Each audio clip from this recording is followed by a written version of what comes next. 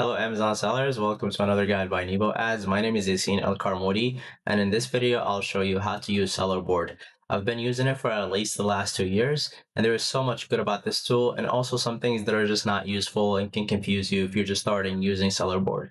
So in this video I'll show you exactly what you need to be doing when you start up with Sellerboard and how to set it up, and also what are the best dashboards, what are ways to save time, and what you should be looking out for as far as analyzing the data when using this tool for profitability. So without further ado, let's jump right into it.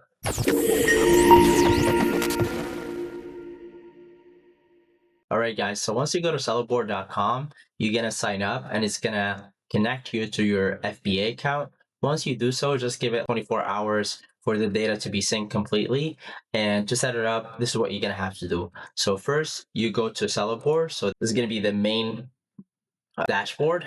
And I usually pick from these 5 dashboards. I usually pick the P&L. There's like titles, which gives you this particular dashboard. There's the chart.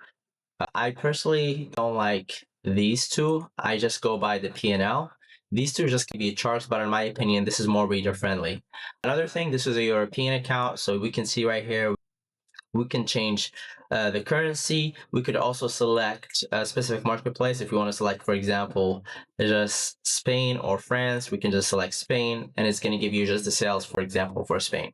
If you're selling on the US, usually just select all marketplaces and it's just going to give you a US, or you could just select the US in particular. And you also have the last 12 months, the last 3 months, last 30 days, and you can also do a custom range. One thing that was a little bit confusing when you first gonna set up the Sellerboard tool is gonna be looking at the sales by product, right? By child ASIN, let's say group it here by parents. So for example, this is looking at April from the 1st till the 7th, right? So if you want to see the data for, let's say, February, you're going to have to select February on the dashboard here, and then you're going to see it here. So that's on the main dashboard. It's going to have your sales. It's going to give you your organic, your sponsored. It doesn't give you a percentage of organic sales, which is something that they should definitely do. At least they give you subscription sales. So if you're one of those CPG categories, you can see subscription sales. And same for units. They give you subscription units. They give you the refunds, promo, if you're running any promo, advertising costs, which is going to be one of your biggest costs on Amazon. The biggest fees are going to be your FBA fee, which is you're going to see here, and the referral fee, which is usually 15%. You also have your FBA storage fee. This fee is usually the storage fee usually occurs on the 7th of each month, so just be looking forward to on that specific date. So cost of goods, so this is where you enter your actual COGS. So first thing, once you set up Sellerboard, you go to products. And once you go to products, you just enter your final cost of goods, or just, you could also enter it by period if there is a specific period where your COGS are changing. But for the most part, you're just gonna enter it by, you're just gonna enter your landing costs right here, which is what we normally do. And you update that. You could also update it on the main dashboard. So if we go to the dashboard, you're gonna see your whole just group by dash or by ASIN.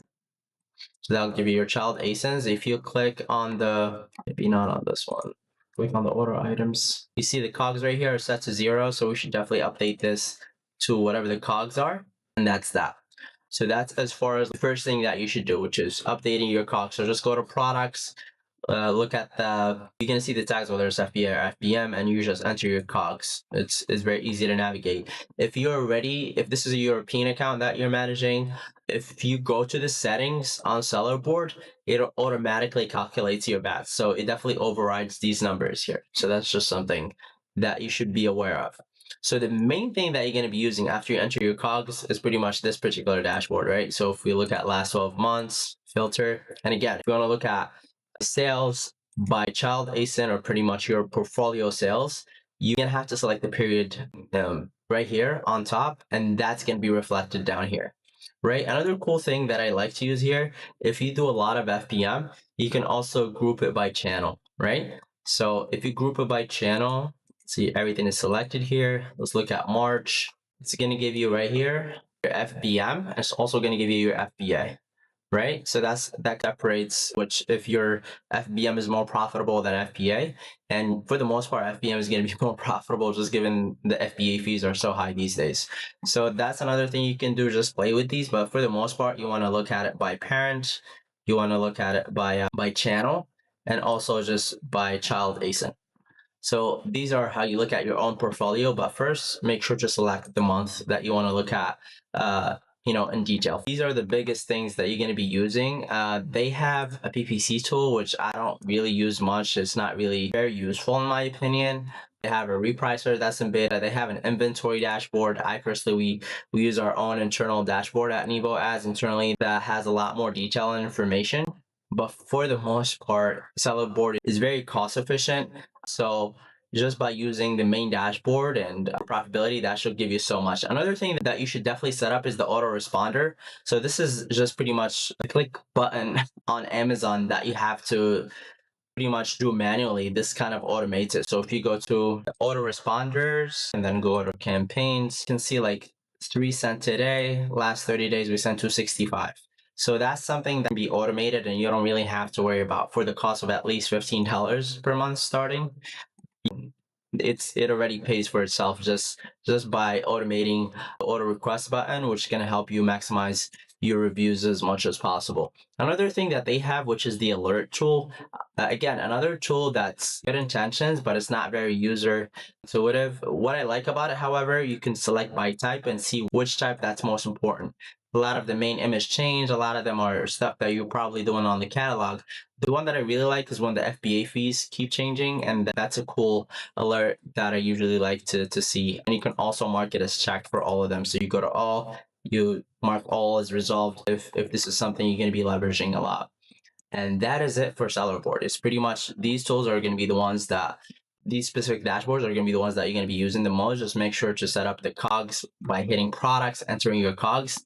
And I'll also put the best coupon, which I got from Sellerboard in the description. So feel free to use it if you have any questions in regards to Sellerboard. Feel free to leave them in the comment section below. I'll make sure to respond to all of your questions in regards to Sellerboard. And I hope this video was helpful to you. And yeah, that's it for today. And I'll see you next time.